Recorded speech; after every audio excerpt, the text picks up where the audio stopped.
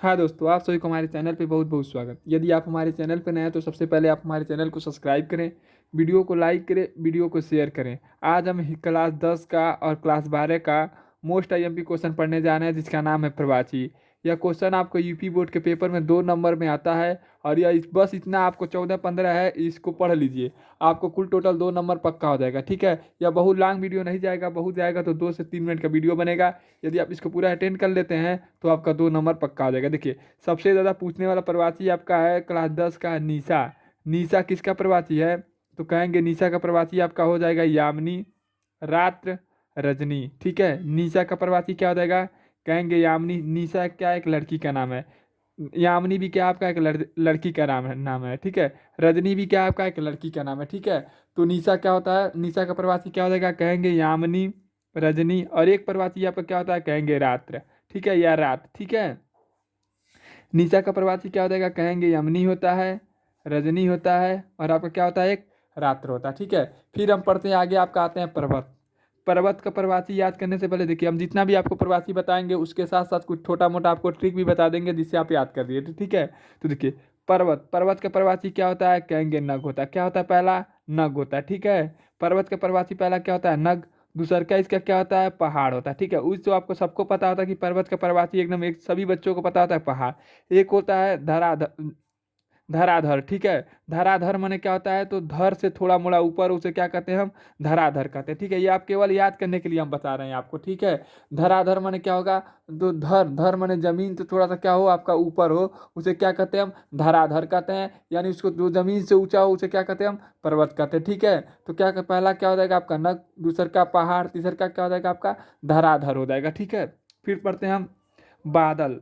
बादल का प्रवासी क्या होता है? देखिए, हम यह जितना भी आपको बता रहे हैं सभी आपको ट्रिक के साथ भी बताते हुए चलेंगे। और आप इसको जो भी हम बता रहे हैं उसको वीडियो को पूरे तरह से स्पष्ट रूप से देखिए। और यदि आपको स्पष्ट नहीं दिखाई दे रहा है वीडियो, तो थोड़ा आप क्या करिए, क्वालिटी बढ़ा दीजिए। अगला है आपका चौथा, बादल। बादल का प्रवासी क्या होता है? कहेंगे मेघ। यह तो आपको पहले ही पता होगा कि बादल बादल का प्रवासी क्या होता है? मेघ। एक आपका क्या होता है? घन। दूसर का प्रवासी आपका क्या होता है? घन। देखिए, बादल आप देखेंगे तो ऐसे ऐसे होता है, दिखेगा। ठीक है, किस आकार, यानी घन घना घार आकार का बनाकर चलता है। ठीक है, और दूसर का आपका क्या होता है? जलद। जलद माने होता है जिसमें जल हो। ठीक है, यानी बादल में आपका क्या होता है? पानी होता है, इसलिए इसे क्या कहते हैं? जलाधल कहते हैं। ठीक है, तो पहला प्रवासी आपका क्या होता है? मेघ। दूसर का क्या होता है? आपका घन। तीसर का आपका क्या होता है? जलाधर।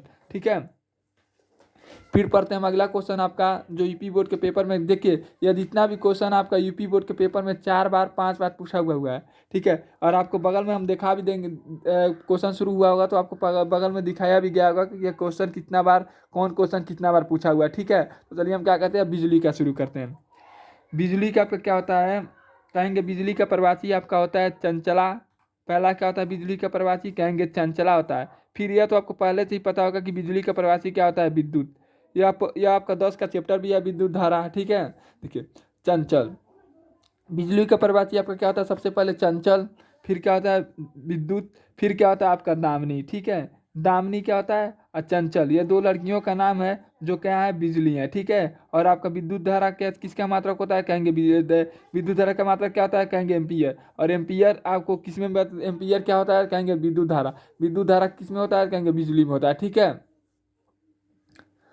चलिए आप अगला उसी तरह, मतलब देखिए, ये आपका क्या है? कक्षा 10 का एक चैप्टर है, और उससे और कक्षा 12 का भी आपका पहला चैप्टर है विद्युत धारा। ठीक है, तो आपको यह तो कभी भूलेगा नहीं, क्योंकि बिजली का प्रवासी क्या होता है? विद्युत। यह तो आपको पहले ही पता होगा, या हमको लग रहा है आप 10 में गए होंगे तभी से आपको पता चल गया होगा कि बिजली का प्रवासी क्या होता है? विद्युत होता है। और चंचल और दामिनी आप क्या करिएगा? इसको याद कर लीजिएगा। ठीक है, अगला देखिए, अगला आपका होता है मछली। मछली का प्रवासी क्या होता है? कहेंगे मत्स्य से। ठीक है, क्या होता है? मत्स्य होता है। ठीक है, फिर होता है मीन, फिर क्या होता है? अंडज होता है। ठीक है, क्या होता है आपका? अंडज होता है। ठीक है, पहला आपका क्या होता है? मत्स्य, फिर मीन, फिर आपका क्या होता है? अंडज होता है। ठीक है, एक बार आप क्या करिएगा, 2-3 बार क्या करिएगा, हमारे साथ बोलिएगा तो आपको क्या हो जाएगा? याद हो जाएगा। पहला क्या होता है? कहेंगे मत्स्य, मीन, फिर क्या होता है आपका? अंडा से होता है। ठीक है, इसको क्या करिएगा, आप कॉपी में लिखते हुए चले जाइएगा, जिससे आपको क्या होगा, आसानी से एक बार 2 बार पढ़ेंगे तो याद हो जाएगा। ठीक, अगला पढ़ते हैं हम बानर।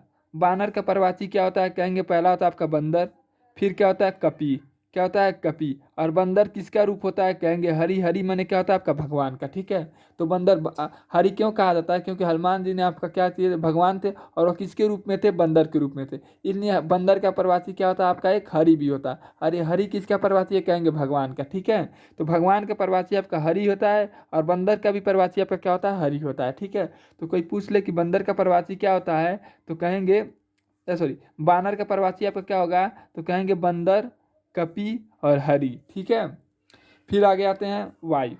वायु का आपका प्रवासी क्या होता है, तो इसको देख लीजिए। वायु का प्रवासी आपका क्या होता है, कहेंगे अनिल होता है, समीर होता है, पवन होता है। देखिए ये दोनों में देखिए ई का मात्रा है। ठीक है, अनिल होता है, समीर होता है, पवन होता है, वायु होता है। और देखिए किसको हम कहते थे, हनुमान जी को क्या कहते हैं, मारुति। और यह वायु के वेग से चलते हैं, और पवन के पुत्र से, इसलिए इन्हें क्या कहा गया था, मारुति कहा गया था। ठीक है, इसलिए वायु का मात्र एक रूप क्या होता है आपका, मारुति होता है, यानी एक प्रवासी आपका क्या होता है, मारुति होता है। ठीक है, तो पहला आपका प्रवासी क्या होता है, कहेंगे अनिल। दूसरा का आपका समीर। तीसरा का आपका पवन। चौथा का आपका हवा। और पांचवा आपका क्या हो जाएगा, मारुति। ठीक है, देखिए अब पढ़ते हैं अब आपका अगला, सूरज। सूरज का प्रवासी क्या होता है, सबसे महत्वपूर्ण होता है। यह क्वेश्चन यूपी बोर्ड के पेपर में बहुत मोस्ट आईएमपी माना जाता है। जितना भी है सभी आपका मोस्ट आईएमपी क्वेश्चन है, एक भी सवाल इसमें वेरी आईएमपी नहीं है, सभी के सभी आपका मोस्ट आईएमपी है। इसी में से कोई ना कोई आपको एक दो मिल जाएगा, जो यूपी बोर्ड के पेपर में हाई स्कूल में या इंटर में, दोनों में आपको देखने को मिल जाएगा। ठीक है, तो देखिए आपका अगला है सूरज। सूरज का प्रवासी क्या होता है, कहेंगे दिनकर, दिनेश। पहला क्या होता है आपका, दिनकर, दिनेश। देखिए दोनों में क्या है, दी है। ठीक है, तो पहला आपका क्या होता है, दिनकर, दिनेश। फिर भानु, भास्कर, भ अभ। ठीक है, दिनकर, दिनेश, भानु, भास्कर। उसके बाद क्या होता है, सूरज को, ये तो सबको पता होता है कि सूर्य। ठीक है, ये आपका क्या होता है, सबको पता होता है। ठीक है, तो यह तो आपको यूपी बोर्ड के पेपर में कभी भी बहुविकल्पी में नहीं देगा, आपको इन्हीं में से किसी चारों में से कोई सी का एक का दे देगा। ठीक है, दिनकर, दिनेश, भानु, भास्कर, याद कर लीजिएगा। दिनकर, दिनेश, भानु, भास्कर, यह आपको क्या होता है, हर बच्चे को याद होता है। ठीक है, आगे पढ़ते हैं हम सांप। सांप का आपका प्रवासी क्या होता है, तो कहेंगे पहला आपका होता है नाग। दूसरा का आपका होता है सर्प।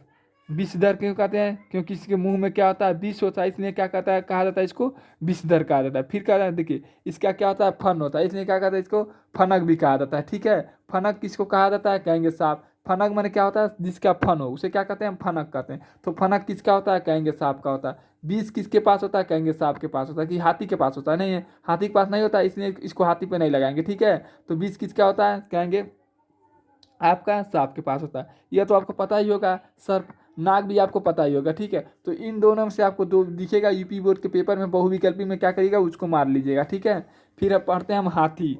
हाथी का क्या होता है, एक दंत भी होता है हाथी का प्रवासी। ठीक है, इसको भी क्या करिएगा, लिख लीजिएगा, नहीं तो आप इतना ही लिख लीजिएगा। ठीक है, हाथी का प्रवासी क्या होता है, दंती होता है। ठीक है, फिर होता है मतंग होता है। ठीक है, मतंग माने क्या होता है, जो अपने मस्ती में रहे। ठीक है, ये आपका क्या होता है, मतंग होता है। फिर होता है आपका हस्ती होता है। फिर आपका क्या होता है, गजब। यह तो आपको पता ही होगा। ठीक है, ये आपका क्या होता है, संस्कृत में बहुत बार आप पढ़े होंगे। ठीक है, हाथी का संस्कृत क्या होता है, गजा होता है। ठीक है, बस यहाँ बुंदा दो हो जाएगा तो गजा हो जाएगा। ठीक है, तो इसका हाथी का प्रवासी क्या होगा, पहला गजा, इधर से बोलेंगे तो हस्ती, फिर मतंग, फिर दंत। या कह सकते हैं गणेश का प्रवासी क्या होता है, एक दंती होता है। ठीक है, तो यहाँ हाथी का क्या कहेंगे, दंत होता है। ठीक है, अब आते हैं पढ़ते हैं हम माँ का।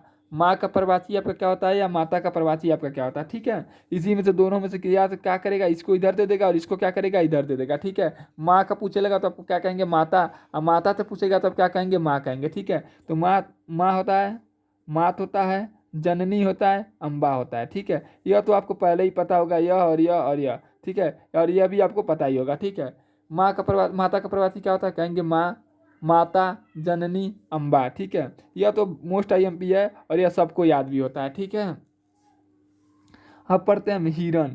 हिरण का प्रवासी क्या होता है, हिरण का प्रवासी सबसे ज़्यादा आप रामायण मार देखते होंगे, तो उसमें सबसे हिरण को हिरण नहीं कहा गया है, क्या कहा गया है, मृग कहा गया है।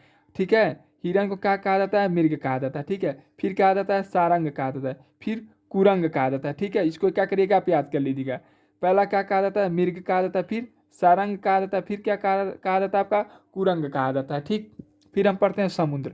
समुद्र का प्रवासी आपका क्या होता है, कहेंगे समुद्र का प्रवासी आपका सागर होता है, सिंधु होता है, जलाधि होता है, जलनिधि होता है। जलाद यानी जिसमें मतलब जल का मतलब मात्रक बहुत ज़्यादा है, उसे क्या कहते हैं हम, जलादि कहते हैं। जल निधि भी हम उसी को कहते हैं, सागर भी हम उसी को कहते हैं, सिंधु भी हम उसी को कहते हैं। सिंधु आपका क्या है, एक नदी भी है, ठीक है। अब इसको क्या करिएगा आप लोग, बताइएगा कि पत्थर का प्रवाची, दो प्रवाची बताइएगा कमेंट में यदि आप जानते हैं, और आप कमेंट करके बताइएगा कि हमारा वीडियो आपको कैसा लगा। यदि हमारा वीडियो आपको अच्छा लगा तो आप हमारे चैनल को सब्सक्राइब करिए और वीडियो को लाइक करिए। धन्यवाद।